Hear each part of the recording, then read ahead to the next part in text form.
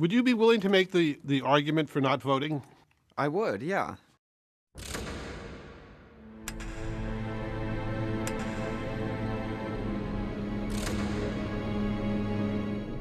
Let's say it does matter.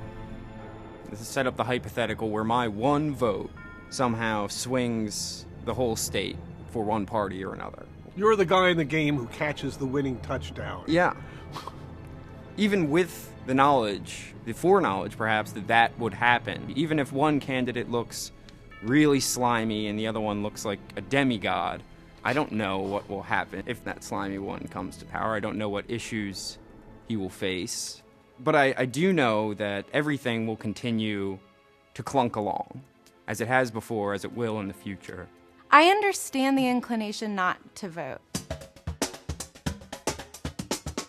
No candidate is good. Everyone's telling lies over what to believe and what to think. I'm in this state, and it always goes this way. Bipartisan thing. Blue or red, regardless of what I do. It's complex. It's like buying a ticket to the movie. Here's the next election. A wasteland with smog everywhere and dead birds falling out of the sky. Or a couple hanging chads. It's just a way of making yourself happy. But you don't think it is? No. I was living in England in 2000 and didn't get in my registration in time, so I didn't vote in Florida in 2000. So I'm very aware that my vote counts and will be spending the rest of my life making up for that. Did something happen in Florida in 2000? Yeah, a little something happened. Right. If I could sell my vote, I probably would. How much? How much?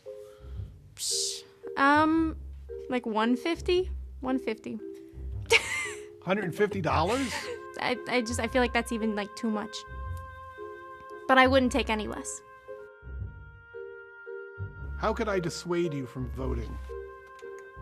You can try, but I'm gonna vote.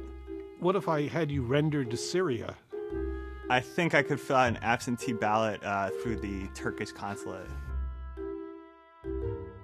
What about the spite vote, canceling someone who you detest?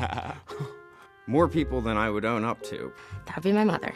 Okay, it's my little brother. Maybe my grandmother. Many opinionated women. My parents cancel each other's votes out, so they don't really talk. His friends, when they come visit the house, have some suspicious bumper stickers on their cars. I wouldn't call it dislike. I guess that was me being nice. Sometimes it's very unpleasant. You're crazy. You're crazy. She said I'd been voting this party for the last 50 years. But it's cool. We still get along.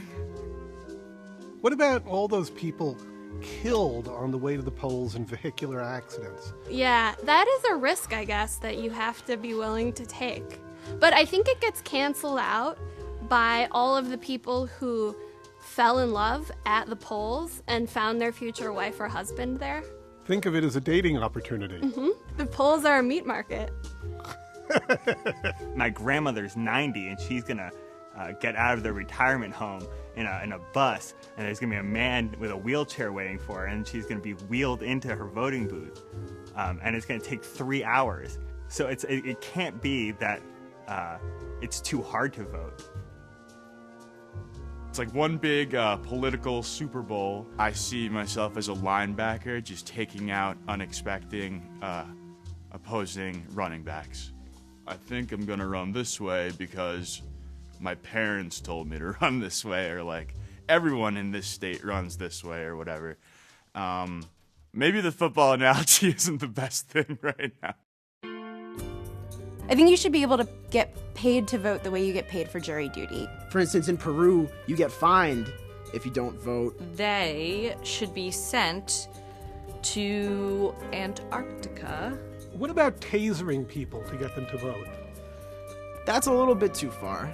A whole new continent will arise from that, of just like, we'll just put them over there and they'll live there. It's pretty cold. Yeah. You not voting is playing right into the hands of the man, and you want to stick it to the man. You don't want to help the man. I don't really have a face for them. They're sort of a fuzzy sort of entity. Don't let him win, the man. I really disagreed with everything that my parents stood for, and I have been waiting and waiting and waiting. It's good that they're participating. It's good that this is meaningful to them. For me, it's not. I tell them it's not about you, it's about all of us. What do you mean it's not about me? It's not about you. Get off Twitter, stop talking to all your friends about how great you are, and go down to vote and just throw your lot into the sea with everyone else. And when you come out, there is a, now we're all on the other side experience. Let's go get a drink and celebrate this thing we only get to do once every 4 years. And if you don't vote, you cancel your own vote. That'd be stupid. That would be stupid. I'm supposed to have a baby in about a week, so just in time for the election. My vote is twice as important. Now that I'm naturalized, I'm able to vote, and it's my first time voting. Yeah, the part of being young means that we still believe we can change the world. So I'm gonna use my vote. My parents are making me vote. This will be my first time voting. Doing the check mark or whatever it is, I don't even know. I'll find out. On voting day, I'll be 17 and 361 days, so I miss it by 4 days. You want to vote? Shocking, I know. There's no way you're gonna chicken out? No, there's no way I'm gonna chicken out. No way. She'd probably take the car away from me. Are you gonna vote? Yes, I'm gonna vote. My grandmother was born in 1922. In her home state of Virginia, it wasn't until the Voting Rights Act of 1965 passed until she could vote. So she was 43 at that point. Your grandmother was 43 years old before she could vote? Yep. I want to serve her legacy by voting. It was easy. It was a cheap thrill. I don't know why anyone wouldn't vote. There's really no argument against it. Would you like to congratulate yourself? I would. I would like to pat myself on the back. Little clap for myself.